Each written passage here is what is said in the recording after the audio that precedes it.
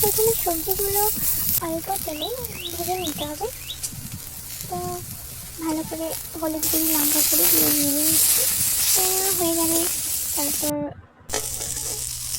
নেড়ে নিয়ে ভালো করে ভাজা হয়ে গেলে একটা পাত্রে রেখে দিচ্ছি, নামিয়ে নিচ্ছি। তারপরে তেল দিয়ে দিচ্ছি, দিয়ে পেঁয়াজটাকে ভালো করে ভেজে তারপর সেই পেঁয়াজটা ভাজা হয়ে এলে সেই পেঁয়াজের উপর টমেটো দিয়ে দিচ্ছি। টমেটোটা ভালো করে নাড়িয়ে চাড়িয়ে দিয়ে আদা বাটা দিয়ে দিচ্ছি। আদা বাটা, লঙ্কা গুঁড়ো, হলুদ গুঁড়ো, জিরা গুঁড়ো, সরিষার গুঁড়ো সবটা দেওয়া হয়ে গেলে সবজিগুলো দিয়ে দিচ্ছি। দিয়ে ভালো করে কষিয়ে নিচ্ছি। কষানো হয়ে গেলে কষানোর পর জল দিয়ে দিচ্ছি। জল দিয়ে হালকা ফুটিয়ে নিচ্ছি।